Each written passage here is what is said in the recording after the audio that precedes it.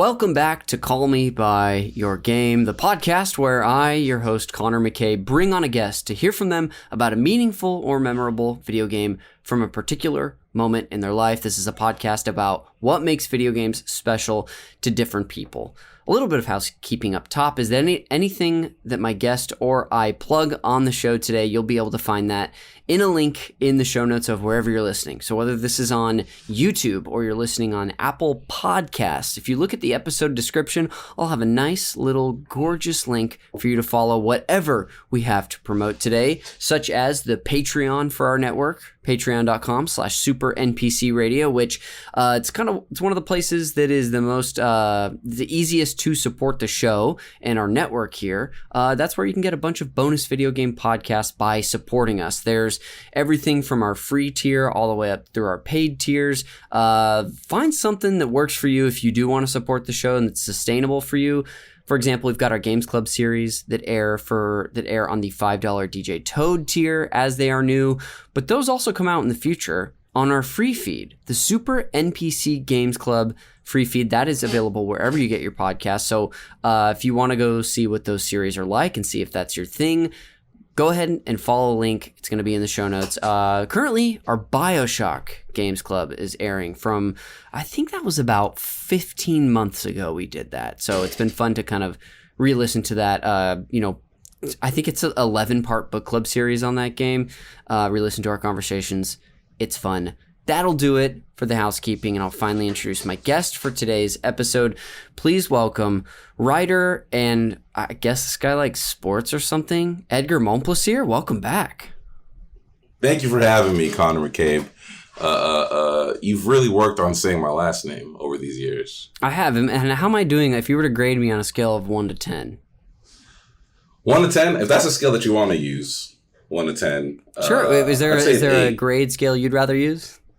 Yeah, I would say like no black friends to like, what's the highest version of that? I don't know. See, this is where it gets kind of spicy because you don't want to ever make a white man feel like he's in. You know what I'm saying? Of course. Anytime we do that, they fuck us over. You know, Justin Timberlake, Bill Clinton. Clinton did everybody dirty. Barack Obama. Anytime you let a white man into the space, they end up fucking you over somehow. Yeah, you let Barack Obama let's stick to 1 to 10. Okay, 1 to 10. I think I heard an 8. I say 8 on pronunciation of my last name specifically. Okay. I want to say not in your how cool you are. That number is different. Yeah. In fact, that's a grade I probably shouldn't see until death, probably. I should get a little note handed to me that's like, Connor, this is how you did.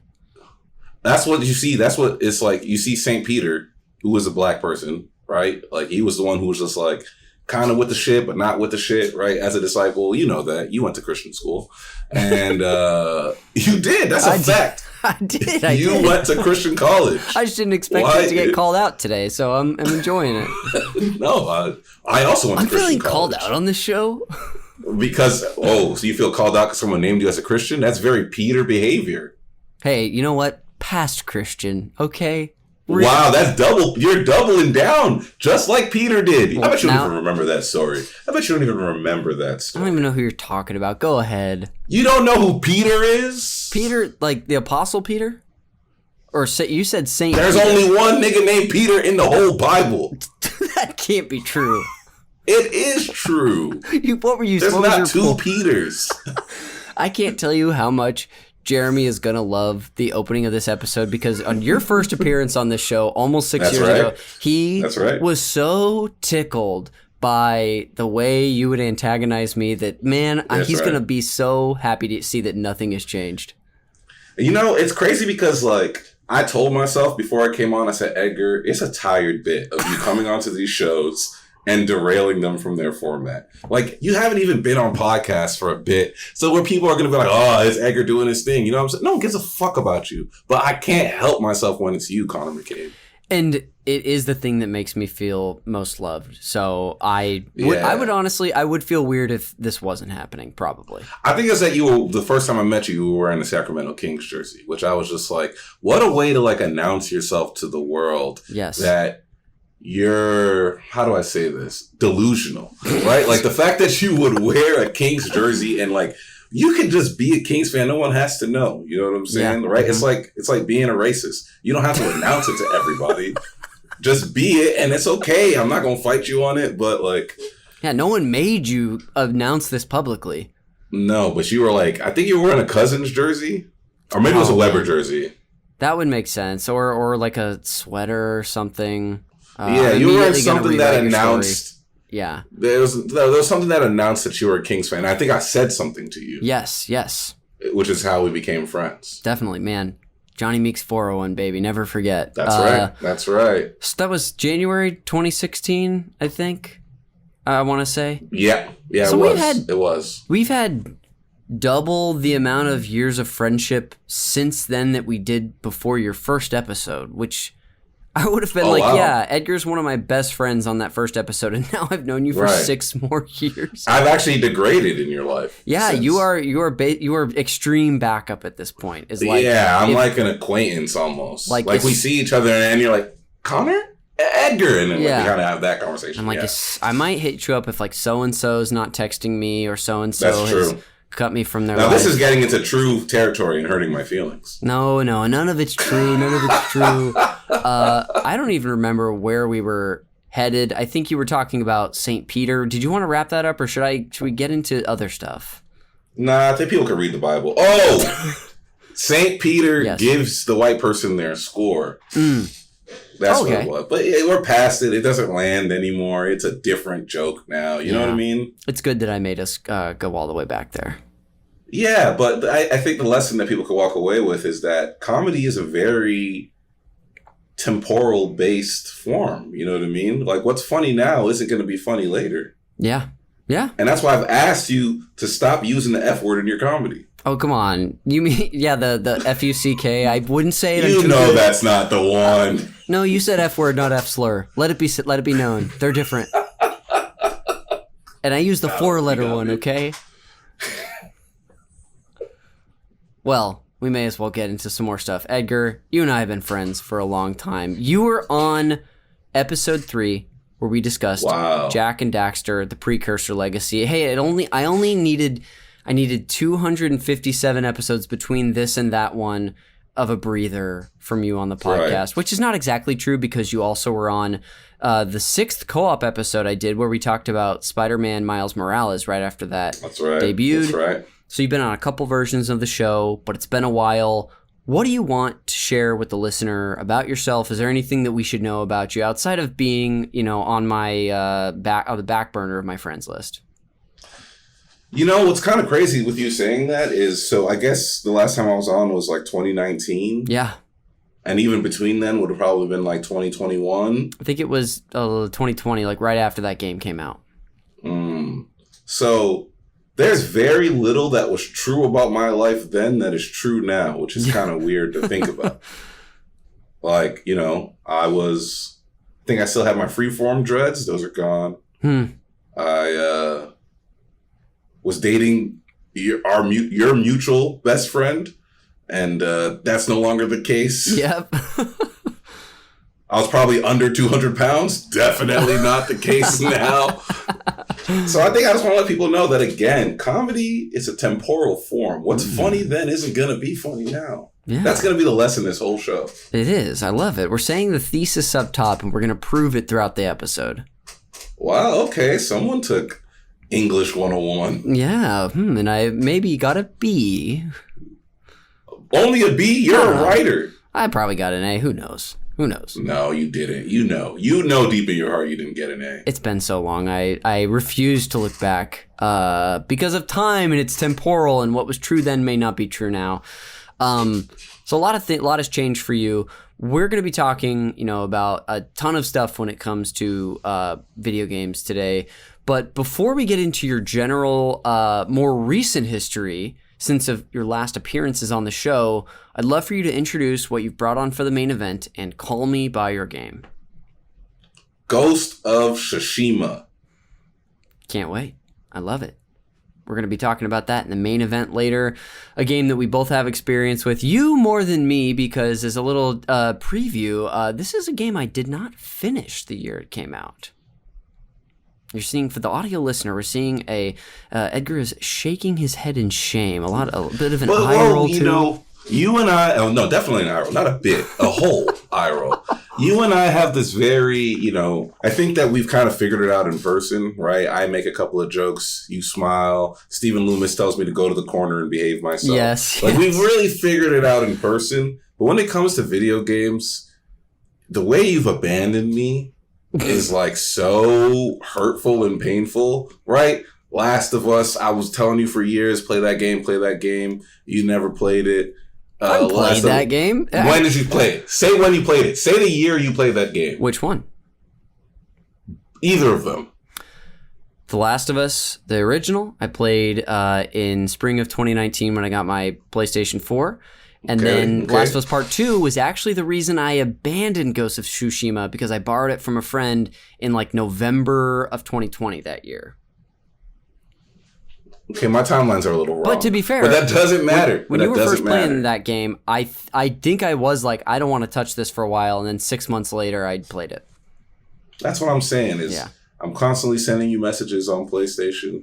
I'm constantly trying to get you to play games with me. You don't respond. And the fact that you abandoned this game just feels representative of the efforts I make to share my life with you.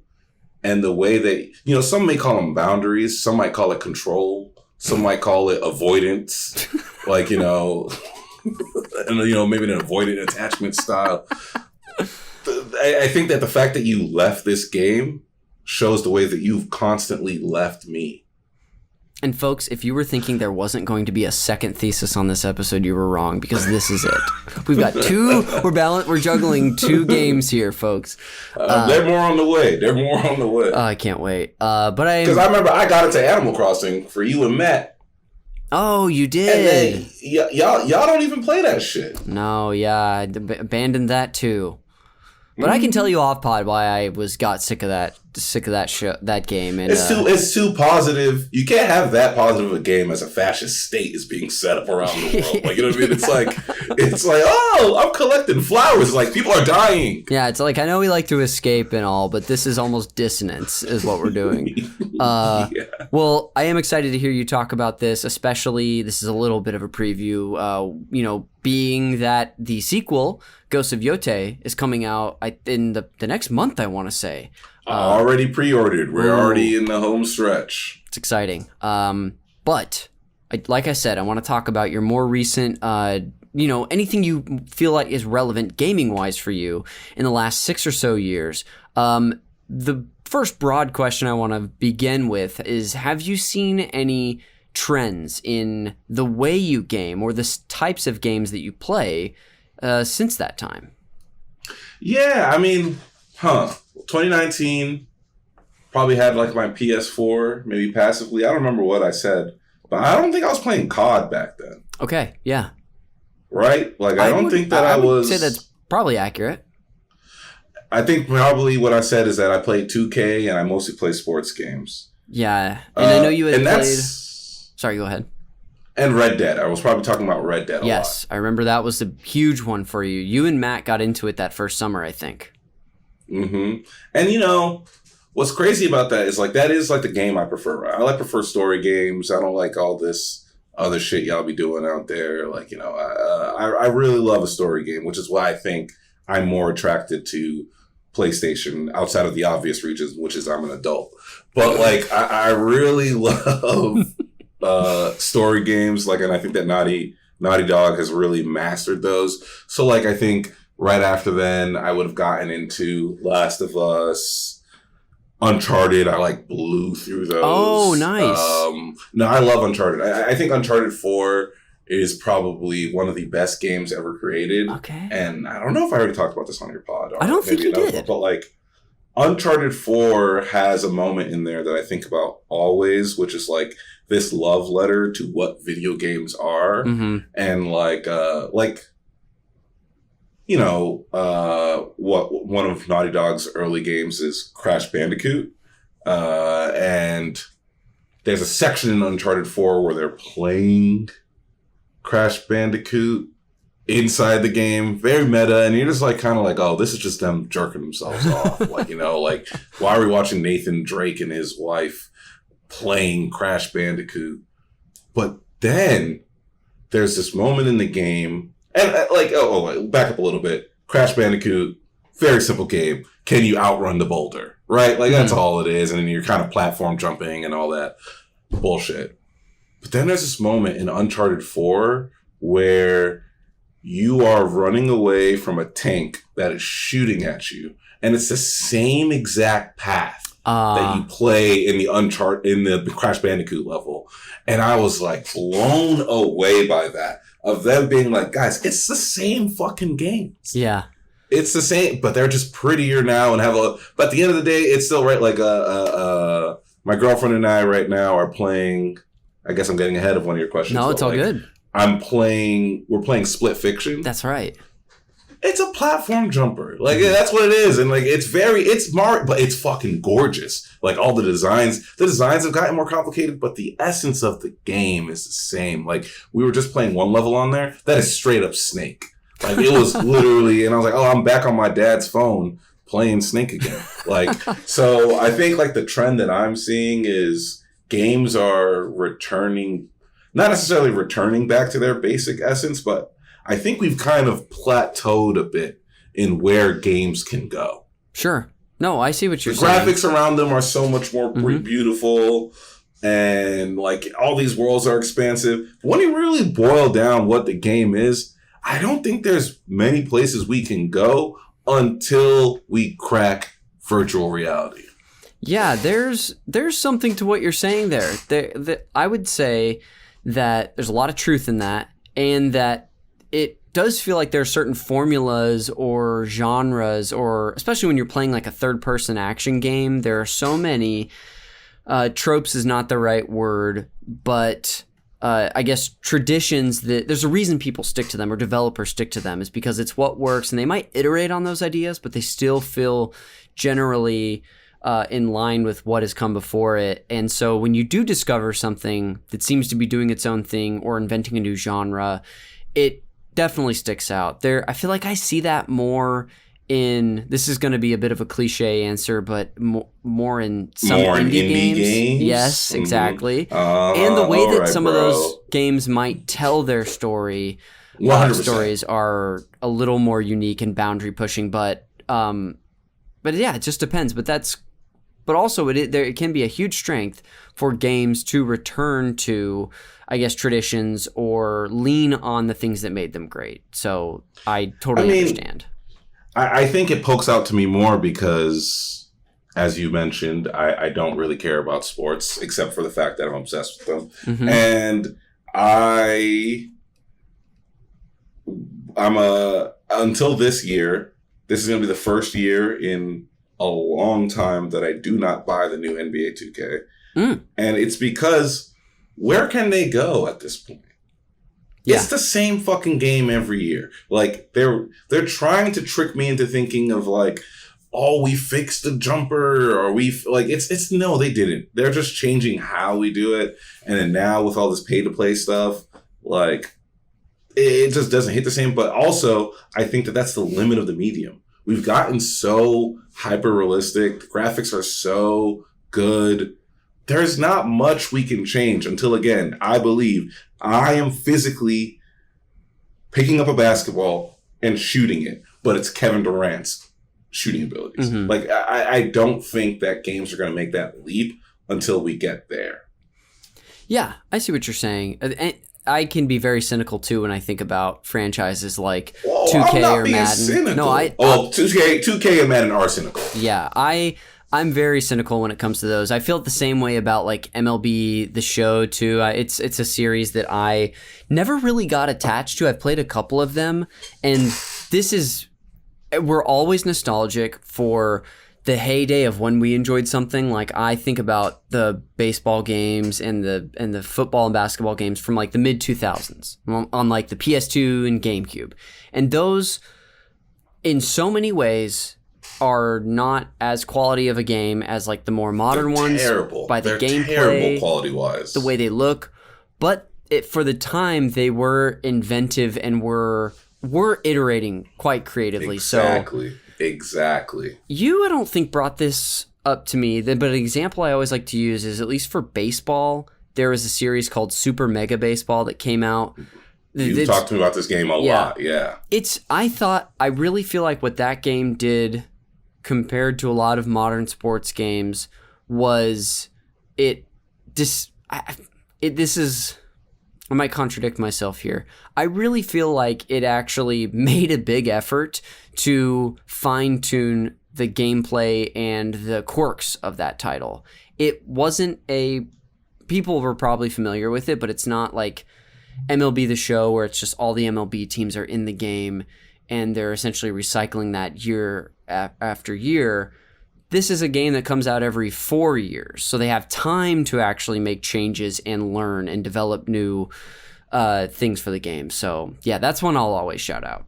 Well, I think to your point, we've gotten to this really silly place, and I think it's across a lot of media, where it's all about simulating reality, right? And it's about like, man, it's so realistic the way that see what you said earlier. I don't think that's why we play games. Like, I'll go outside and fucking shoot a basketball. Like, we both do that, right? Like, we both playing games and like have like that as like our escape.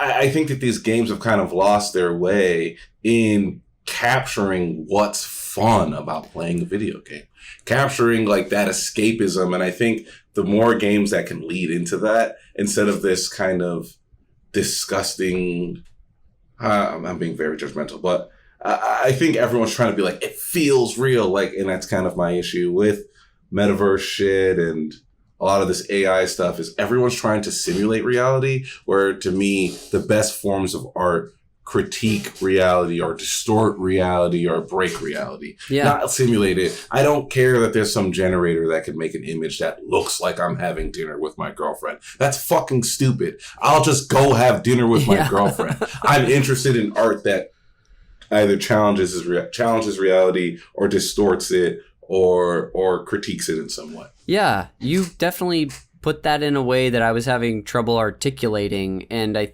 think what it was when I was talking about Super Mega Baseball, I felt like I kind of stumbled over my words. I don't think you did. That game, thank you. That game had simulation elements to where it felt like, oh, this is a good baseball game, but it was also arcadey in nature to where it was fun. And it played with exaggeration and silly moments, and it's not trying to be a one-to-one recreation of baseball. So there's something there, at least for that game.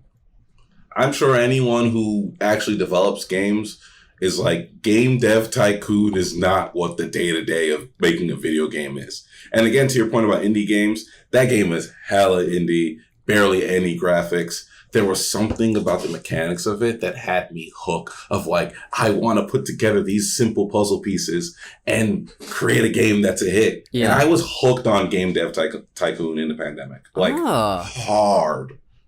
I've never even heard of this. Oh, it's a great indie game. It's so simple. It's like a 2D version of like SimCity or Roller Coaster Tycoon or something like that. It's very simple, but it's just like you put all these elements together and then you release a game and you see how the crowd responds to it. I see. It's interesting. So simple, but I got hooked on it because of the mechanics of it. Yeah. That's amazing. It's not about simulating reality.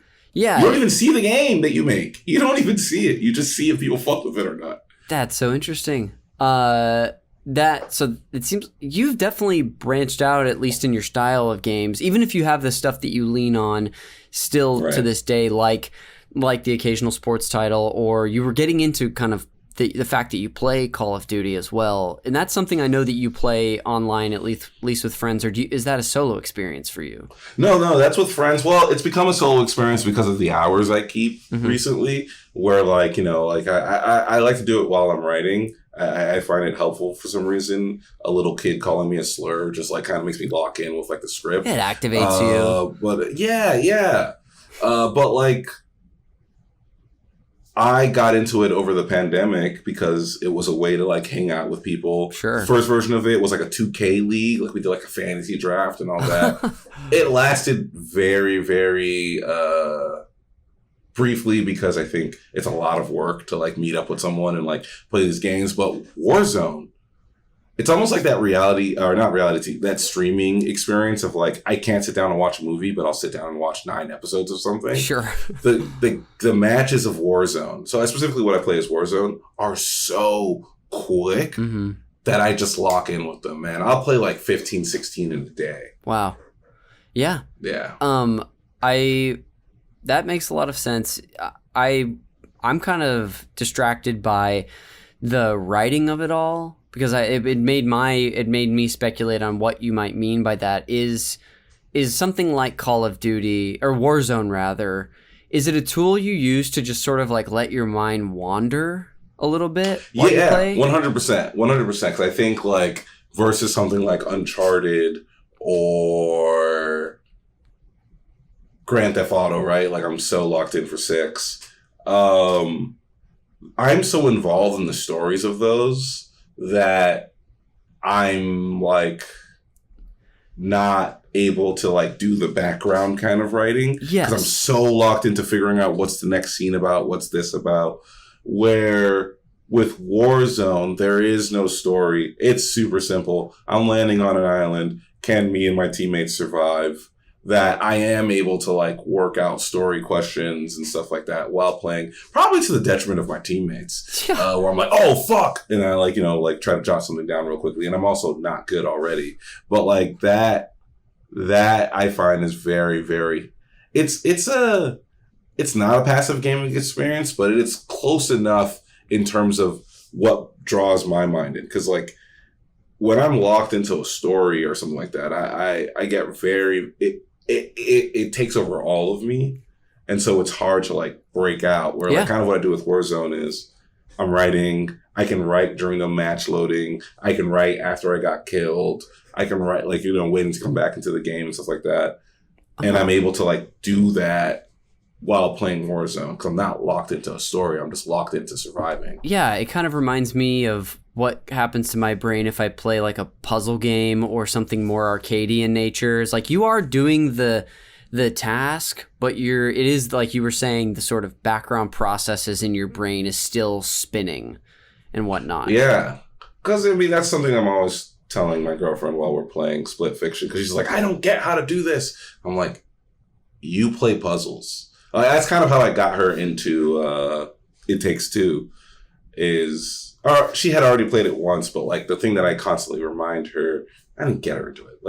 But like, I'm like, these are puzzles. Yes. Like that's all they are, is they're puzzles. How can we solve? What's the piece that we're missing? What's this? Because Split Fiction is fucking hard. Yeah, I've heard. I've only played It Takes Two, but I want to get into. I've heard Split Fiction has some amazing gameplay sort of set pieces as well. Some real fun set pieces in there. It Takes Two. Obviously, this is already a meme on the internet, but like, it really tricks you. You pick the guy, and you're like, oh, obviously, I'm a guy. I'm gonna pick the guy. But the girl character in that game does all the tough video game stuff. And so, like, there's a lot of memes of this online of, like, boyfriends just sitting there waiting for their girlfriend to, like, figure out, like, how to drive this thing or how to shoot something. And, like, but that's the point of the game, right? Yes. It's to work as a team. But that part was, like, I was like, oh, man, like, I gotta watch Alexa figure out how to do this. Yes. Video game thing that comes naturally. I mean, one of the hardest things, Connor, about playing these games is... Have you noticed that video games have stopped doing tutorials almost? Like, you kind of just start playing... Because there's certain things about video games that are inherent. Almost universal. Yeah, are inherent. Like, honestly, just using 2 sticks, man. Bro, that has been the hardest part of playing Split Fiction. Because she's always like, I can't see. And I'm like, you have to walk with the left stick and the right stick are your eyes. And she's like, I don't understand what that means. It's like tale as old as time, especially with people who didn't grow up playing video games or who haven't poured, an expert's worth of hours into them since. Yes, 100%. But like, yeah, like those things are so natural to us, and we're just like that. It's like walking. But that has been, it's that game. It Takes Two is probably one of the best designed games I've played in recent history. Yeah. That's great. I still really want to play it, and I think Amanda and I really, really like that because she's. Well, you got to buy a second controller for your PlayStation. That's right. Now, I would have been bummed if that didn't come up on this episode. We were this close to missing that. No, Connor, you have one controller for your PlayStation, which I think is crazy. You have so many controllers for your Switch. So, you're constantly torturing her with these Mario games. But she likes Mario and Donkey Kong. She likes you, stuff. Connor. She likes you. She plays by herself, dude. She'll go. If there's not a video game set up at your guys'... And I'm getting ahead of the future here, but if there's... I know there's going to be video games at your guys' wedding, whenever that is. She would not have that. No way would she allow that. She has to. She's marrying you. She has to. I know you missed, sadly missed Matt's wedding, but he did have Tony Hawk on the PlayStation 1 set up, and it was really awesome. Yeah, on like a tiny CRT TV in a booth at the little record shop. It was pretty great. I wasted no time being the first person to play that, for sure. That was 100% my fault on missing that. I was very bold and stupid and was like, I can definitely land in Oakland from Tokyo, or San Francisco, sorry, and make this wedding. I can make that drive. And then I landed and my body was like, what the fuck are you talking about? Yeah, you're dead. Yeah. That's funny. We'll talk about it off pod because it's not relevant for our discussion, but did I tell you that we're going in October? Well, we got to sit down and have a convo. We're due. Before then, we have to at least hang. But I have one last question for you about sort of, I guess, your more modern video game playing, which is outside of Ghost of Tsushima, which I know you're excited about. What's a game you're looking forward to that you haven't played yet? This could be something that has not come out or something that's in your backlog that you've been waiting to get to. I mean, the answer is GTA 6, and I wanted, this is a point that I really wanted to bring up on the pod, and I'm sorry if I've been way too serious and not funny enough, Connor. I would love it if you were constantly apologizing for not being funny enough. That would make me feel better. I mean, I think our texts are just, hey, Edgar, do you want to hang out? Yeah. Hey, man, I'm really sorry for how drunk I got at that hangout. And me being like, I didn't notice that until you pointed it out. Yeah, I tend to ride on myself. But conversation for another time. I think it's time to have an adult, honest conversation about the PlayStation 5 and how we all spent a ton of fucking money on it. And these games have been ass. Well, I would more argue that there has just not been enough first-party games or like big games on the console to, like, especially compared to the PlayStation 4 generation. Games take too long to make nowadays. Or at least these style, especially these like, third-person prestige action games or GTA 6, which has been in development forever. Yeah, it's a bummer, but maybe you feel different, and you're like, no, I haven't. No, I feel the same. I mean, like, I think there's a bit of like an exclusivity thing there of just like, it bugs me that a lot of these games you can easily play on the PS4. So like, I don't know if that's exclusivity. I spent all this money on this thing, and I could have just kept my old version, right? Like, it's like updating the iPhone of like, what's the fucking point? Yes. If you're gonna put the iOS on this older version, why am I spending all this money? And I guess I'm stupid and I want to be involved in what everyone else is doing, right? But like, I really have been bummed by the PS5 releases. Like, I think I've obviously played great games, and all these games look beautiful on the PS5. But there hasn't been that console buster that everyone's like, I need to buy the PS5 because I have to play this game. I would argue that doesn't exist. People say the Spider-Man 2, you could have played it on PS4 and it would have been the same. And the game sucks. Like, you know, so it's like, it does. Look, Spider-Man 2 was not great. I don't want to give you too much ammo, but I was more down on that game than I still liked it a lot, but it didn't hold up to the first two in my opinion. With Spider-Man was like bro, get your hands on a fucking PS4. You're absolutely right. We are swinging. Mm-hmm. This is crazy. And then Spider-Man 2 was like, yeah, we're swinging. And did they make this guy look like James Franco? Or is anyone feeling that? Like, yeah. You know what I mean? Like, it was like, we were like so caught up on other shit. And then there was a weird Mary Jane stuff. It was a weird bad game. Yeah. Last of Us 2, played it on the PS4, played it on the PS5, and I was like, I don't feel that different. Mm-hmm. Yeah. So I think in terms of what I'm excited for, I'm hoping that GTA 6 takes advantage of what the PS5 is possible of and just goes fucking crazy of it. I even got that Star Wars game because everyone was saying, which one was it? That like there was like weird controller stuff that you could do, and I was like, I was bored within minutes. I don't remember the name of the game. Was it the Star Wars Outlaws or the Jedi game? That was one of the Jedi ones, because people were saying, like, oh, the controller. Because that was, like, the big thing about the PS5, right? Which I feel like the only game I've seen kind of use all the aspects of it that were good is Astro Bot. Yes. Mm-hmm. That's the only game where I'm just like, holy shit, this is different. And that is, you know me, Connor, that's very outside of the kind It of is. shit that You don't like a baby game. No, there's one for kids. But that game, I was like, this is like, I get it now. This is all, and then every game I've played, I'm just sitting here like this. Yep. Mm-hmm. And so I'm hoping that, GTA 6 takes advantage of what the PS5 can be, or will we already be on 6 by the time that game comes around? Great question. Is PS5 the PS3 of today? It's a good question. Because PlayStation 3, kind of a dud system.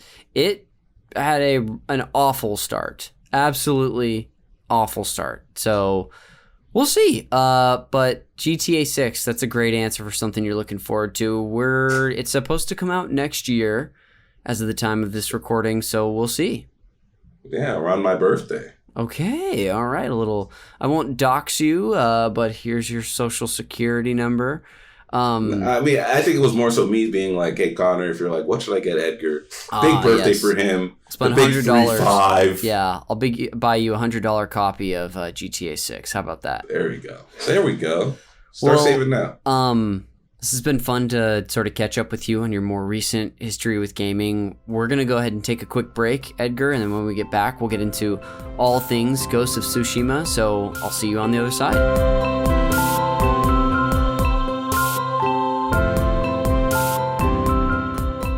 Welcome back to Call Me By Your Game. Connor McCabe here, returning with Edgar Momplaisir for the second half of the show. Edgar, welcome back.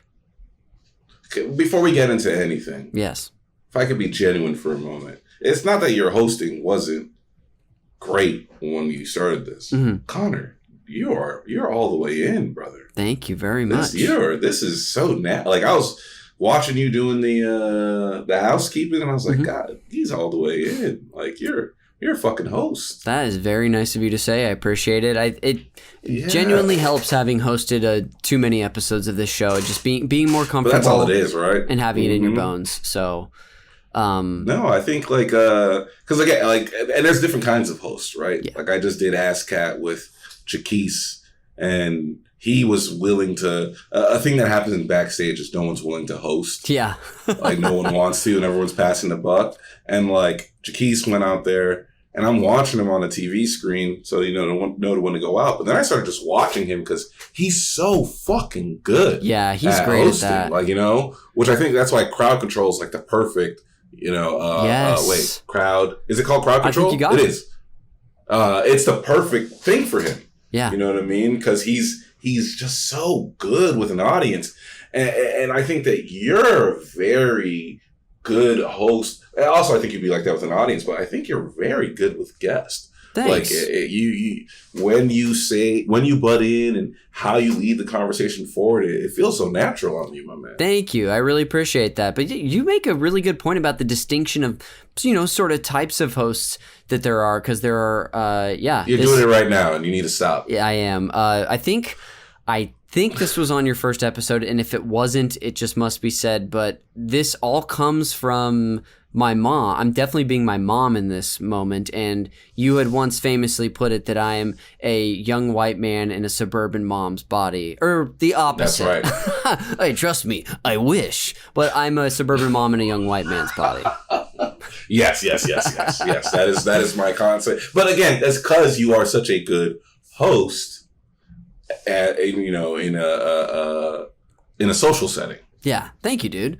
Well, hey, why don't I keep on being a good host and get us on to our next part? We're gonna do a little bit of table setting for the game today. I would sort of expect that most listeners are very familiar with Ghost of Tsushima. It's an enormous release in the year 2020, and it has its sequel coming out pretty soon, as we talked about. But either way, I'm going to run through a couple Wikipedia paragraphs of information. But Edgar, if you happen to be an expert, make sure you cite your source, brother. Ooh, I will, brother. And we've got, for the fun facts later, you better believe I got a source cited.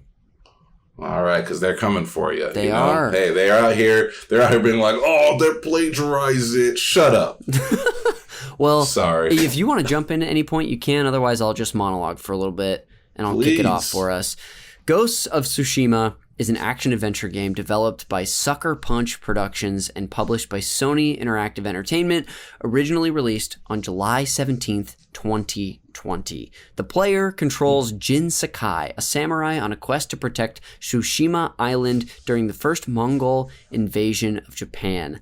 Jin must choose between following the warrior code to fight honorably, or by using practical but dishonorable methods of repelling the Mongols with minimal casualties. The game features a large open world which can be explored either on foot or on horseback, and when facing enemies, the player can choose to engage in direct confrontation using Jin's katana or use stealth tactics to assassinate opponents.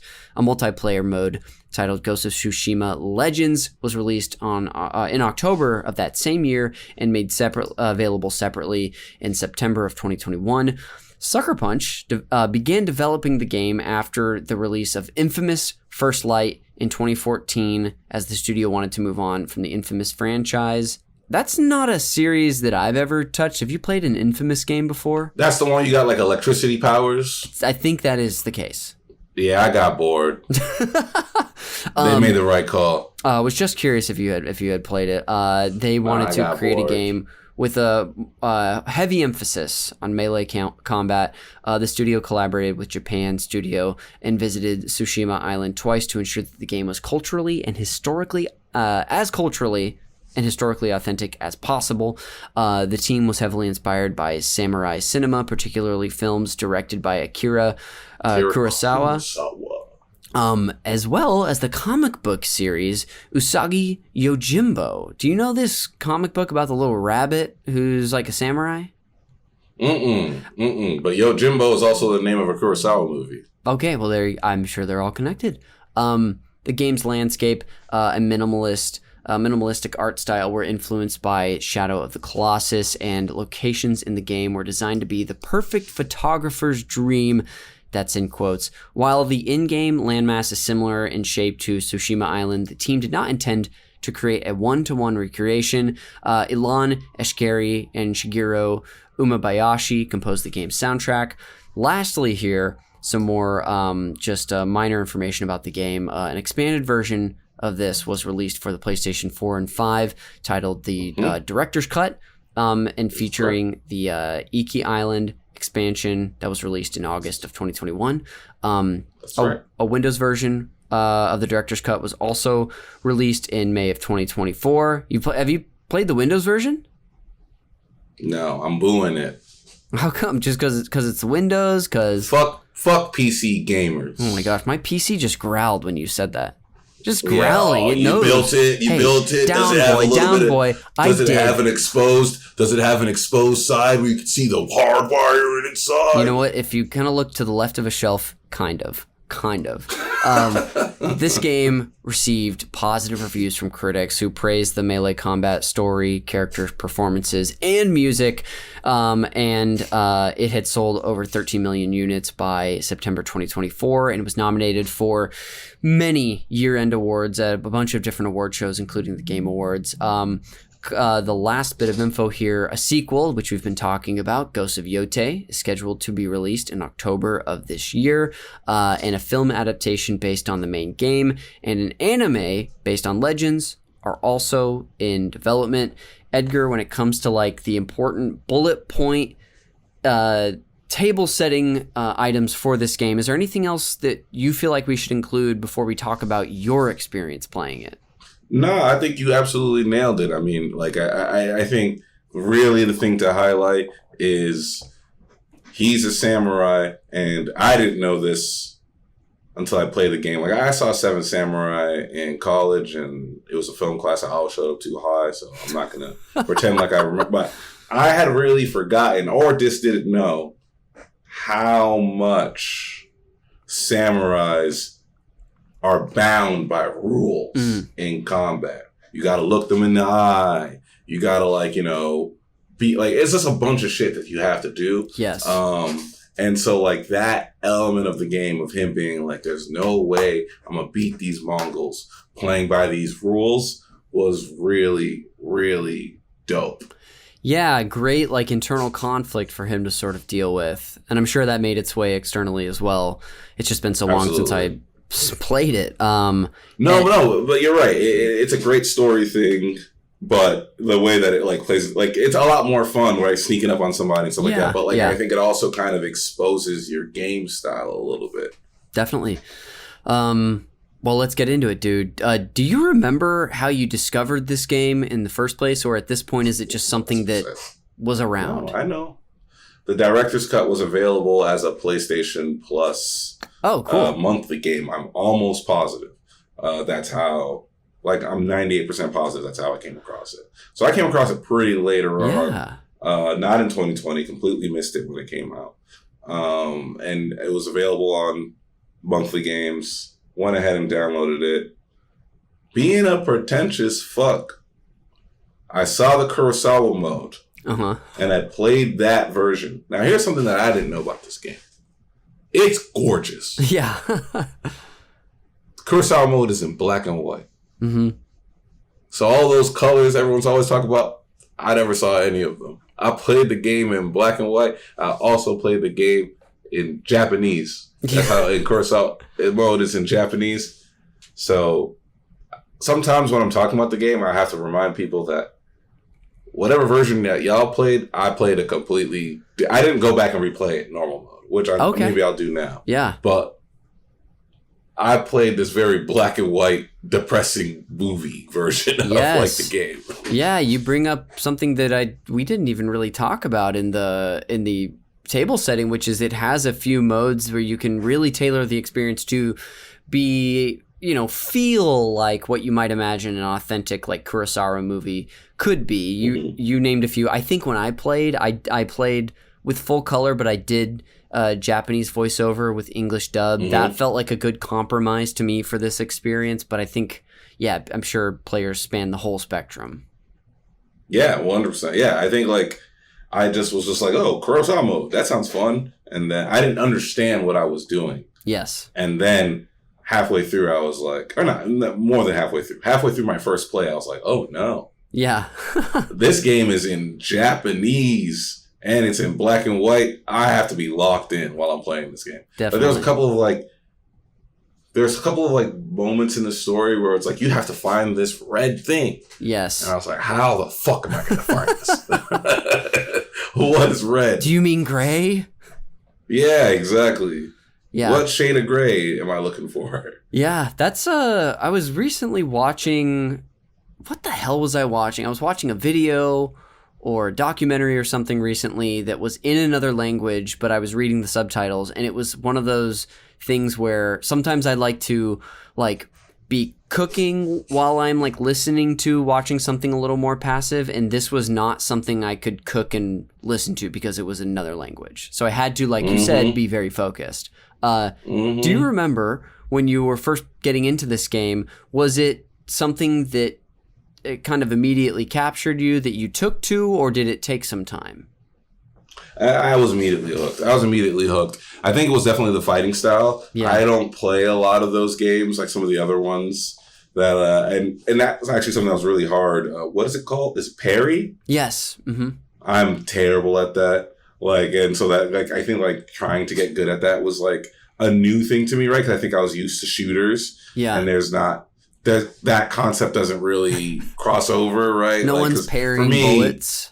Yeah. So like I'm not used. Like, it was also a problem I had with Spider-Man when I was playing that. I'm not used to dodging or anything. I am a run and gun player. That's how I like playing games. I love bombs. I love big loud guns. Yeah. So this game required a little bit more technique and being sleek. And so I think like that just made me lean in, because it was like, this guy's coming at you, and I'm so used to just being like, okay, I'll take the hit, but I'm gonna still hit you. Where it's like, no, you cannot take the hit. It will kill you. And so like I had to like really work on being like timing the parry exactly, and blocking and avoiding and all. Like I think that how difficult it was and how hard it, like, again, in a lot of campaign modes in games, I blow through those sneak missions, you know, like however game has, like, sure. Gotta be, I'm always like, nah, fuck that, right? Like Grand Theft Auto, it's like, get past the security guard or shoot your way. I'm like, I'm shooting my way. What am I get past the security guard for? I got an AK-47. I'm shooting my way. But this game will not let you do that. Like, the Mongols are very strong, especially in the beginning. And so I had to like really focus in and be like, okay, I'm going to quietly get around. Because that's kind of what he's learning, is to be sneaky, is to be conniving and all this kind of stuff. So I think that element of it really helped me just like lock in immediately, because the gameplay was so different than my game style usually. Yeah. I remember also maybe being a little more well seasoned with action games, with dodging and blocking and stuff, maybe than you were at the time. But I still I've not also played really any of the Souls games. I know our mutual friend David Olson loves like Bloodborne and stuff. That's exactly who I was thinking of. Yeah. Yeah, and those games, it's basically a requirement to get through them. And so I remember for myself as well, coming to Ghosts, that being sort of a challenge that I was excited to take on, because it's almost like a light version of those, where it's accessible, and I'm sure there's even difficulty sliders in the game to make it more so. But I loved too, like when you would come up on like maybe a traveling pack of like 3 or so Mongols, and you would have to challenge the first one to almost like a yes, I don't even know what like they would dance. call them. Yeah. Yeah, a duel, but like, yes. Yeah, you'd have to be like, everybody back the fuck up. Yeah, it's 1-on-1 right now. That's probably the thing I remember most about the game, was like you hear sort of like the drum and like the music come in, but then go quiet, and then you're standing face to face. Just incredible stuff. It's probably one of the reasons I even picked the game up in the first place. Yeah, and it has this Western feel to it, right? Which, like, we know that like a lot of these Western directors borrowed from Kurosawa, and like I really love those, like you said, the standoffs. And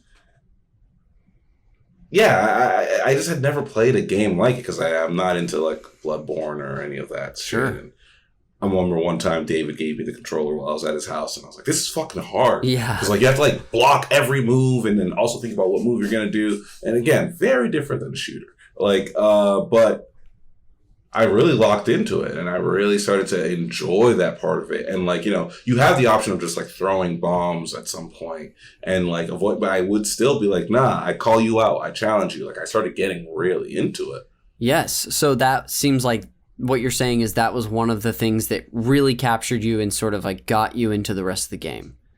Yeah, 100%. Yeah.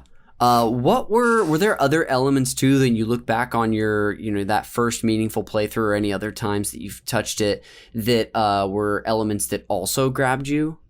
The storytelling. I mean, I think like that was a story I just never. I mean, maybe it's like a very common story in samurai movies, but like having never really locked into any of them, I was just blown away by like the storytelling and the father-son dynamic between him and his uncle, which I think is like so messy. And then also there's a bit of respectability politics at play, which I also thought was really interesting, right? Of like, oh, these are the rules and these are how things are done. But you have this enemy who's going, I'm breaking all the rules. How long are you going to sit there and just go, but we have to hold up decorum, you know? Like, while the world's burning around you, these people are invading and taking over.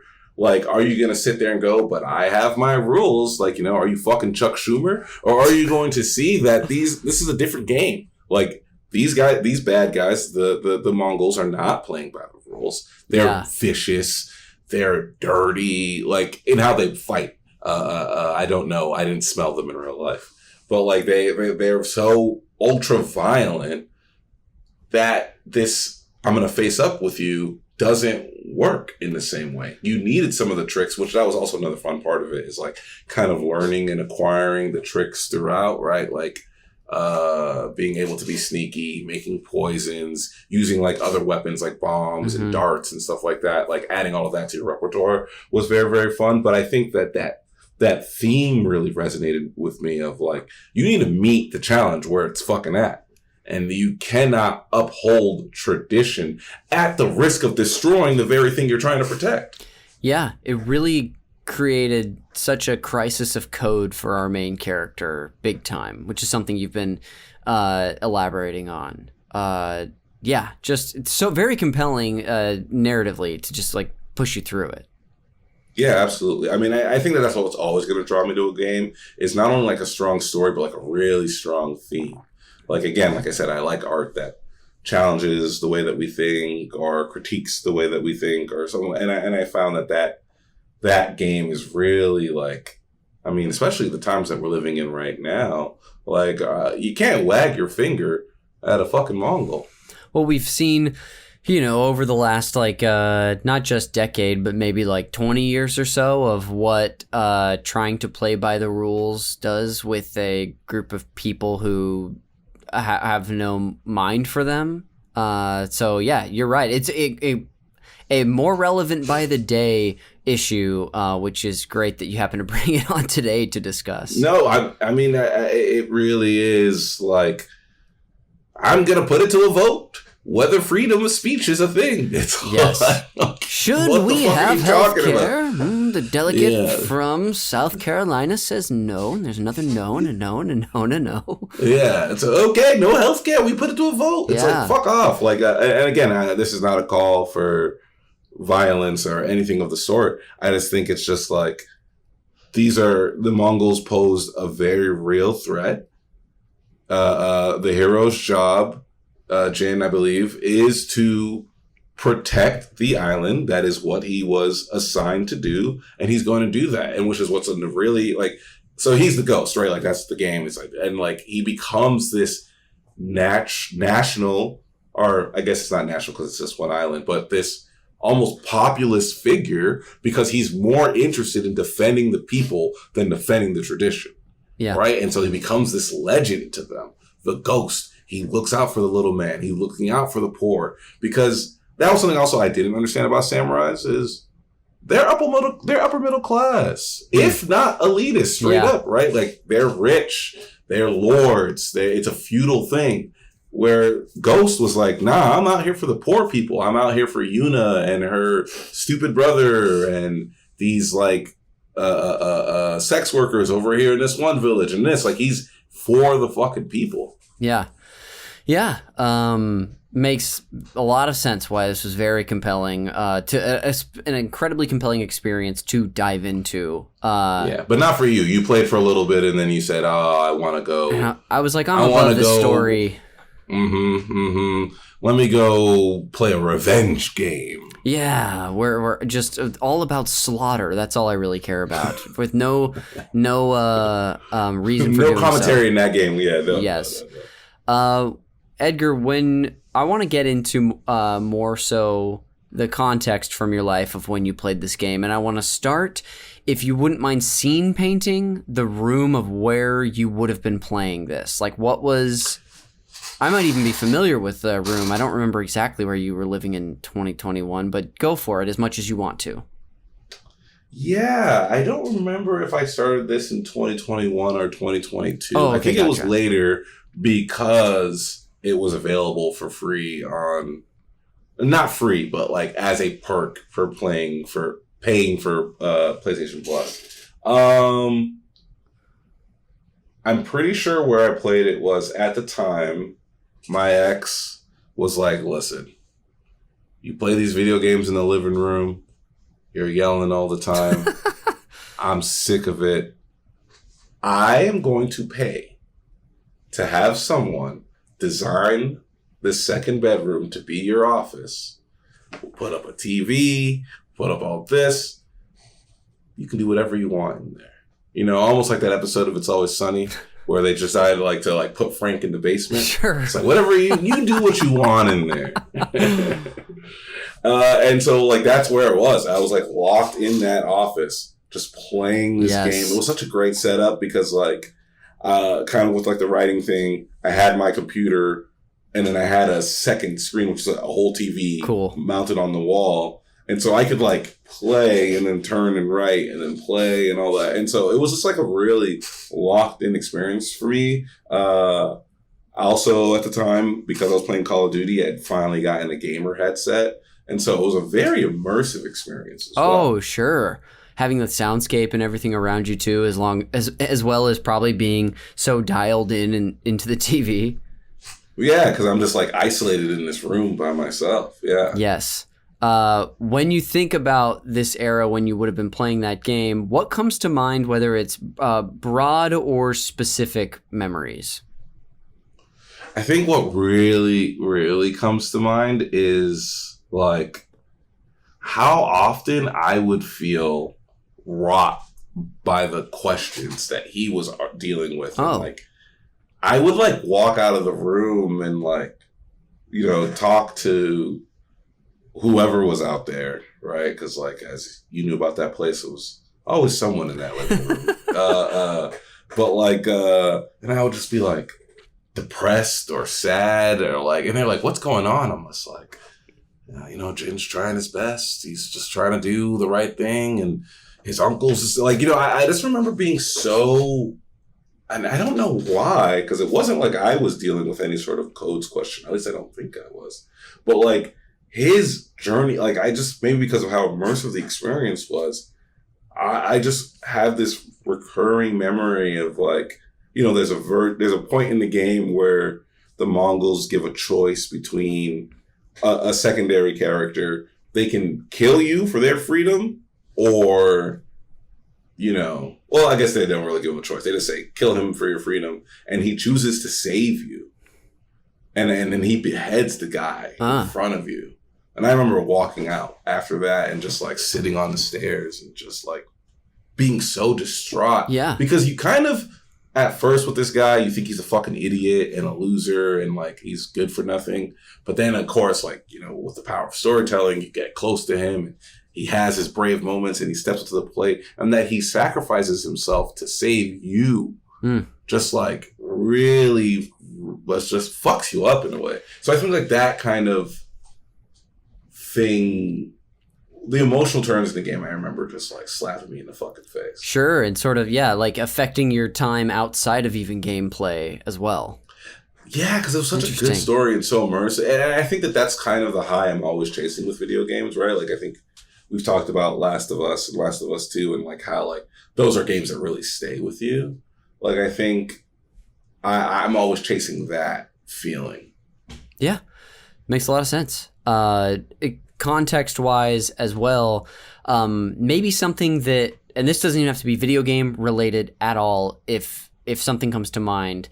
Do you have any like memories of, do you remember, would this have been like summertime? Would this have been fall? Is it hard to recall at this point? It's kind of hard to recall. I mean, I think what I do remember is talking to my friends about it and just like them being like bro, how did you not know about this game? I remember feeling like late to it. You know what I'm saying? Yes. Like, I was like the guy who was just like, oh my God, have you guys heard about Star Wars? And I was like, yes. It was like when I was playing it, I think the cultural moment behind the game had already passed. Sure, yeah. I also remember being big up on YouTube. Okay. I get stuck, especially playing it. That's kind of how I found out that Kurosawa mode was a dumb choice, was I would watch these gameplay modes and they'd be like, there's the red thing. And I'd be like, oh, of course. Like, yeah, that makes so much sense. But like, that was hard. Like, I think like I got really into gameplay videos around that time as well. Okay, cool. Yeah. I feel like that'll just, do you ever look at your YouTube page after you've searched like a couple times for something and your whole algorithm's like, do you want to know about the development of Ghost of Tsushima? Yeah, or like the ones I've been getting lately are just like how to increase your like what is it? Your speed in like Warzone, and it's like 2 hours and 35 minutes, and I'm like, what is it saying about me that YouTube thinks that I would dedicate this amount of time to learning how to speed up my shooting in Warzone? Algorithms can be very jarring because for whatever reason on my I think it's my YouTube account. It's my YouTube account gets a lot of like Homeland's DHS, Department of Homeland Security ads, and so Amanda likes to make fun of me saying my YouTube is conservative. I mean, it's not your YouTube, Connor. Let's just get specific. I'm gonna show her this clip later just so that she knows that this is true. It's you. You're a conservative. Never mind. But throw the clip away. I don't want it. I think like what was also unique about that time for video games is I was deep in the COD hole at the time, right? Like I'm like playing Warzone until like 3 a.m. Yes. And I just like abandoned my Warzone friends and was on almost like Jin, this solo. Interesting. Like they'd be like, do you want to play COD? And I remember like, you know, a mutual friend of ours, Sarah, would be like, dude, you're not playing COD anymore. I'm like, you don't understand. I'm the fucking ghost. Yes. They depend on me. I have responsibility. I'm trying to liberate an island here. Which is why when you brought up Legends, I was like, wait, there was a multiplayer version of that game? Like, I was like so deep into like the solo version. Do you remember, outside of the game, what you would have been up to at the time? Was it like pretty standard living for you? Were you working on something that stands out? I think I was working on Star Trek Lower Decks. Okay. At the time, either Star Trek Lower Decks or starting Everybody Still Hates Chris, because those rooms were like back to back. And like, I do kind of, and I regret this, but like, I kind of have this like memory sometimes of like being in the room and like looking at the clock. Right? Because again, I'm in the office. The controller's right there. Yes. You know what I'm saying? And like lunch breaks, I would just like play the game during lunch breaks and stuff like that. Should I say this? No, I won't say it. But like I was playing the game a lot. Yes. And I'm trying to figure out a way to say it, but I won't. You're all good. I could see you take a moment there and contemplate a choice. Yeah. But, I also, at the time, was training basketball. Oh, like for yourself? Yeah, man. It was just, like, interesting time where, like, I got pretty heavy during the pandemic. Let's say 255. Nasty stuff. And a friend of mine was just like, hey, sounds like you hate going to the gym. What if you trained a sport that you liked? And I found this motherfucker named Lasha, this Eastern European dude who I'd meet up at the park and just like train basketball with him. Yeah. And then I have this like memory of like sometimes dodging him because I just want to play Ghost. Like, you know what I mean? Like, I would just be like, nah, man, I'm deep in this samurai fight. Like, I'm going to figure this shit out. And just like kind of dodging those workouts to just play. I was really like, you were pulled in by this game. Yeah. I mean, it sounds like it was something that like totally enraptured you, and it was just like leaking into other parts of your life at the time, despite being busy. No, I mean, I fully had a job. Yeah. Like, you know, and I think I was also probably like developing at the time. So I had jobs, but I also just go like, maybe that's like what I'm saying about like this PS5 thing is like the fact that it's a PS4 game. I'm like, what's that PS5 game that's going to suck me in like that? Sure. But maybe it's good that there isn't that game. Yeah. Because I can invest in my community. You know what I mean? Yeah. I got this lovely girlfriend. I have best friends. I used to have a best friend in you. Like, you know, like there's people that I can invest in my life. Yes, for sure. Yeah, and God forbid a game come around and steal you back. Yeah, put you in another ghost Ghost hole. of Yote. Ghost of Yote. Let's just say it right now. It won't be as good. And I'll be present in my relationship. Whatever you need to tell yourself to not let the same experience happen, I think that's okay. Yeah, no, yeah, it is okay. You've had a lot to share today, both so much about the game and its effect on you and just sort of that context from your life. This isn't closing the conversation out. Are there any other details about the game or the time and place that you wanted to bring up before we do some closing thoughts? You know, I think that for people who haven't played the game, what I would want to tell them is, like, kind of like I said with like the Uncharted stuff, this is one of the best directed games I've ever played. Like, the direction in it is phenomenal. It feels like a movie. It feels so vivid. And again, remember, I played this in black and white, and I felt this way. So, like, that to me is something that I really, really want to emphasize for people is if you're looking for a game that's just fucking gorgeous and well directed, this is the game for you. Especially the Iki Island part, which again, I played the director's cut, so I didn't know that that was not a part of the main story. And so like the moment it gave me the option to do it, I did it. And it was like in the middle of the game. And I remember like when I was like on the you probably didn't get to that part, but like it's like there's like a witch on the island that's like kind of controlling the people, the locals and like all this stuff. And I remember at some point I was like, yo, where the fuck are the Huns? Like, yeah. I'm like not like and yeah, but like they are Huns, but like not the main guy that you're chasing. And I was like, oh shit! Like I looked it up and I was like, oh shit! I'm playing a DLC essentially. But like that part, especially in black and white, is fucking scary. Like it's so crazy. Like I just there's so much in the game. It's so rich. Every side character you come across has like their own stories and like there's it's. You can get really lost in the game, as I've pointed out. Yeah, it's dense, but in quality too. It's not just like dense for density's sake. Almost like Red Dead, right? Where it's just like, yeah, there's so much you can do in Red Dead that has nothing to do with the main story. Ghost definitely has that. I would say it's Red Dead in Japan. Yeah. Glad you added that on to close this out, though. Would you put a bow on whatever place Ghost of Tsushima held for you at the time? Yeah, I think probably at the time I was like looking at my PS5 and being like, why the fuck do I have this? And it's for games like Ghost. Like to me, that I keep calling it Ghost. That's like, I guess that's like a black thing of like adding an S where it doesn't belong. Oh, is it's it? Just Ghost I think I pluralize it sometimes Tsushima. Too. Yeah. Because it's about him.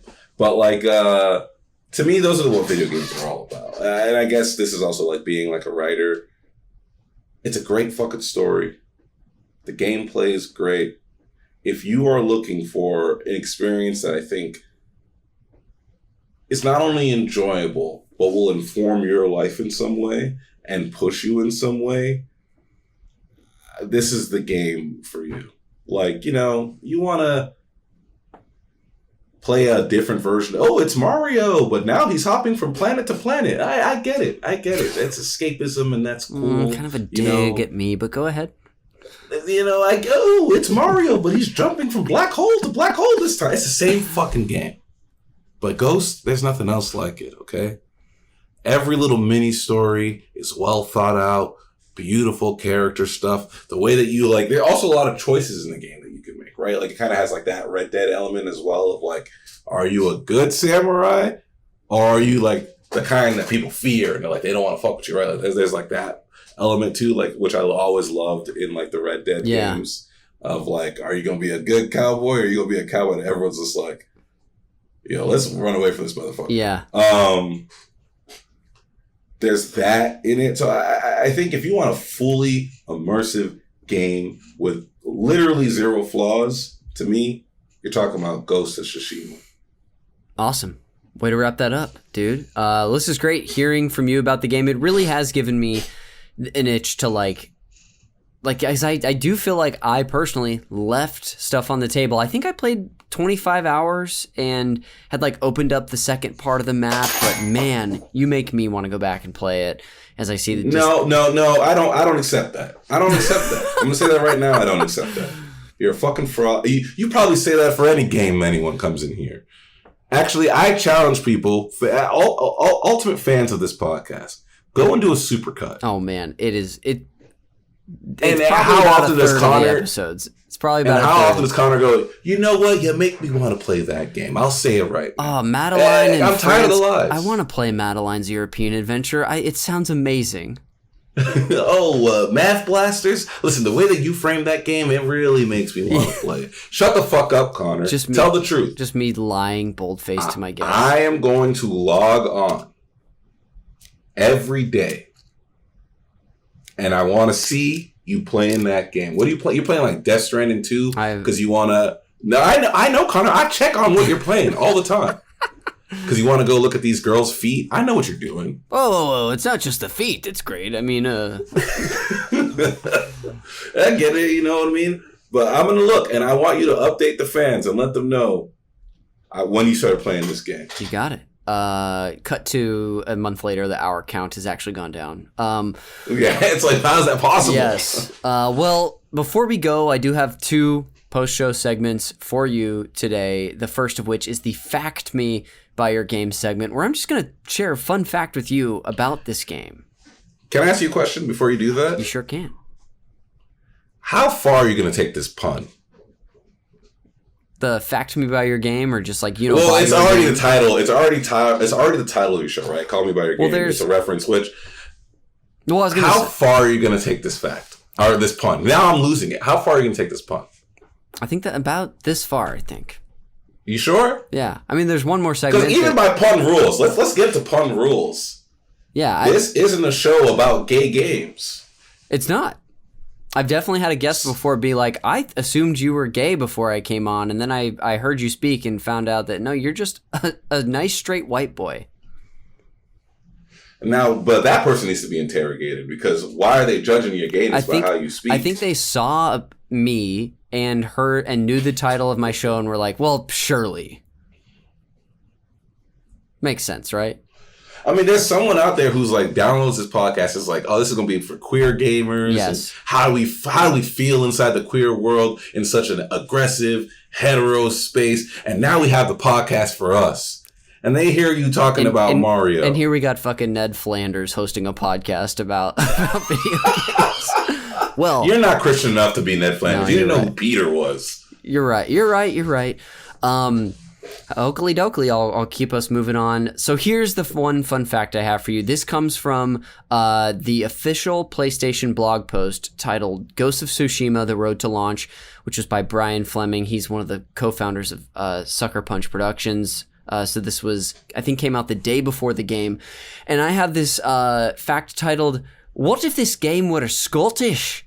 And that's because, Edgar, the initial jumping off point for the game was not focused around the setting. It was focused around the open world nature with an emphasis on melee combat. And during the conceptual phase of development, the studio actually pitched around several other settings outside of feudal Japan for the focus.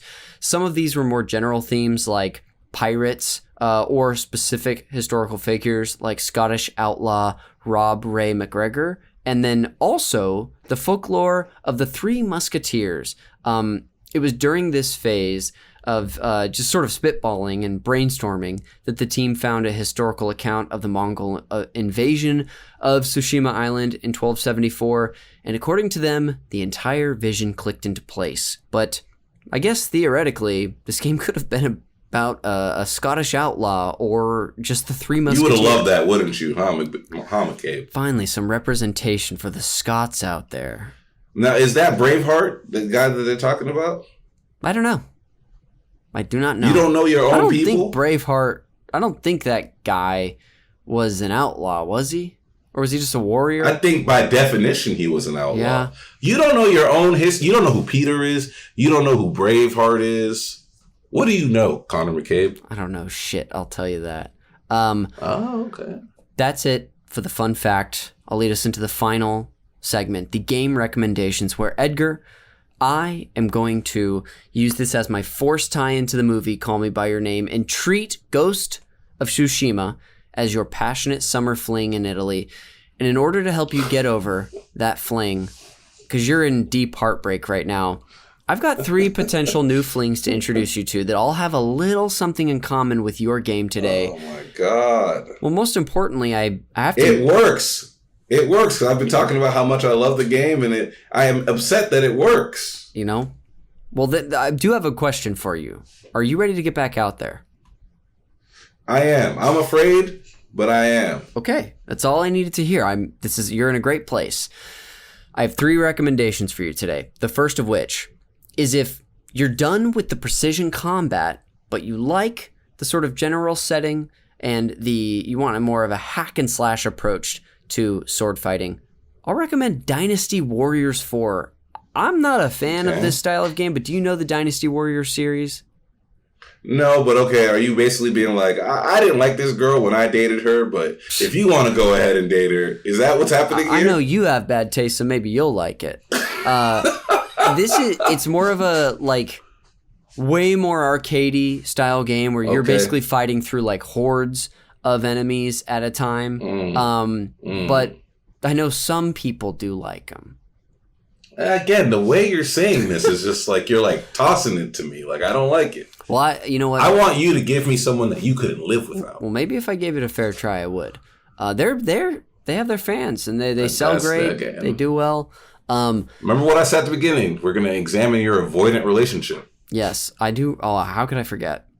The second recommendation is if period piece epics are your thing. That's what you liked about Ghost. Yeah. But you want a little more fantasy and sort of a different setting. I'll recommend Assassin's Creed Odyssey. Did you ever play that one? I just played my first Assassin's Creed game ever a couple of weeks ago, and I deleted it. Oh, which was it? The new one that also takes place in Japan? It does take place in Japan. And maybe that's what I didn't like about it. I was comparing it to Ghost the whole time.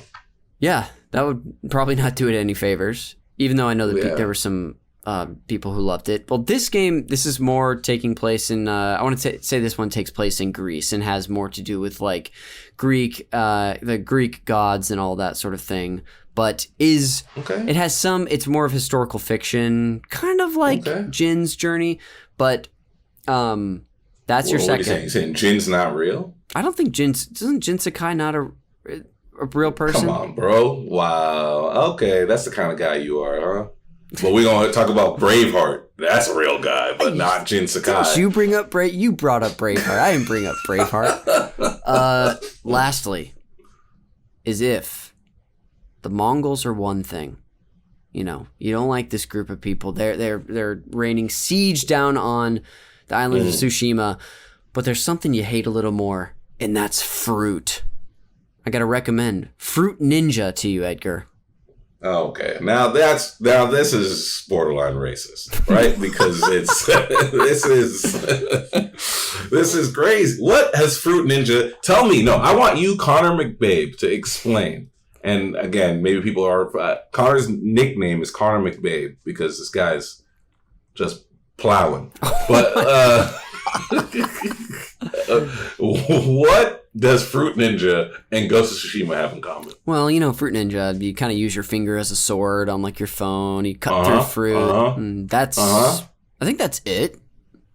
Okay.